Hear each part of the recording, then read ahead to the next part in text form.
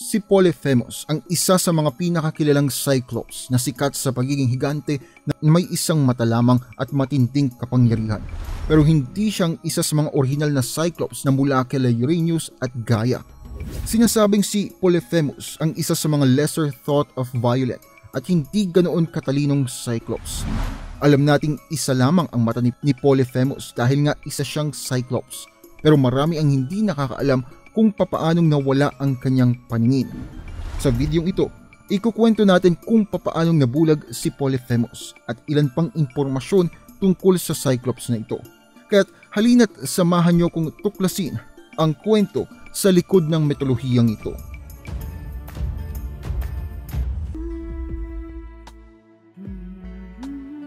Si Polyphemus ay isang higanteng Cyclops na nakatira sa kuweba ng Sicily kung saan siya nakilala bilang isang agresibo at mawagsik na halimaw na kumakain ng mga tao.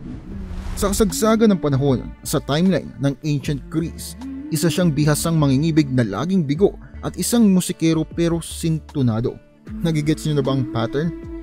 Sinasabi rin na hindi raw siya aware sa sarili niya na tila ba bulag sa katotohanang hindi siya kagwapuhan at walang talento sa musika at kulang sa sex appeal. Maraming mga tula at kwento ang naisulat tungkol kay Polyphemus at isa sa pinakasikat siguro ay ang kwento kung papaano siyang binulag ni Odysseus at kung papaano niya pinagtapat ang kanyang pag-ibig sa isang sinyp na si Galatea. Ang kwento ni Polyphemus at Odysseus ay unang nabanggit sa epic ni Homer na Odyssey. Sa kasagsagan ng pagbalik ni Odysseus sa kanyang tahanan mula sa Trojan War, huminto sila sa isla ng Sicily para makapagpahinga. Doon, nakita nila ang kuwebang puno ng pagkain at iba pang mga bagay. At syempre, natuwa ang mga tauhan ni Odysseus. Kaso, hindi pala piyesta ang naghihintay sa kanila doon. Dahil sa pagpasok nila ay bigla na lang silang naharang ng mga barikada. Ayon sa mitolohiya, kinain pa raw ni Polyphemus ang karamihan sa mga kasamahan ni Odysseus nung gabing yun at pati na rin nung umaga. Pero syempre, gumawa ng paraan itong si paring Odysseus.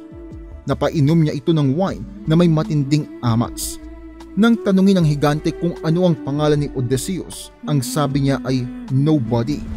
Nauto niya si Polyphemus dahil sabi niya kagabi ang huling kakainin niya ay si Nobody.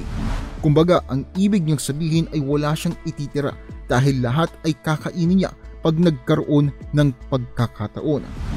Kaya nang masaksak siya sa mata, nagsisisigaw siya na inatake raw siya ng nobody o sa Tagalog ay parang walang umaatake sa kanya.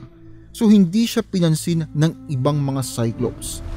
Nung sumunod na araw, pinakawalan ni Polyphemus ang kanyang mga tupa na nakakulong sa kuweba. At dahil nga sa bulag siya, hindi niya nakita na nakatali na pala sina Odysseus sa tiyan ng mga hayop, dahilan para makawala sila sa pagkakakulong sa kuweba. Ang ama ni Polyphemus ay si Poseidon, ang Diyos ng karagatan at isa sa mga mapaghiganting Diyos. Si Poseidon ang protektor ng lahat ng katubigan. At dahil sa dasal ni Polyphemus na parusahan ang bumulag sa kanya, pinahirapan ni Poseidon ang paglalayag ni Odysseus sa karagatan pauwi sa kanyang tirahan. Pinaniniwalaan na ang ina ni Polyphemus ay si Thusa, isang sinyp na anak ni Phorcys, ang primordial god of the sea. May matinding pag-ibig si Polyphemus sa isang sinyp din na nagngangalan ngang Galatea. Pero ayon sa maraming kwento ay hindi niya suklian ang pagmamahal na ito. Sa halip ang gusto ni Galatea ay si Acis, anak ni Phonos at si Mathes. Ang pagseselos ni Polyphemus ay tampok sa maraming Greek stories. Siguro ang pinakasikat ay yung sa Metamorphoses ni Ovid. Ang pagseselos ni Polyphemus ang nagtulak sa kanya para patayin si Acis sa pamamagitan ng pagbabato doon ng malaking bato. Ang sabi sa alamat ay ang dugo raw mula kay Acis ay ang naging Jassy River sa Sicily sa Italia. At ito ang kwento kung papaano nabulag si Polyphemus. Kung nagustuhan ninyo ang video, huwag kalimutang i-like, mag-subscribe at i-hit ang bell notification para lagi kayong updated sa mga bagong videos. Kita-kits sa susunod na video.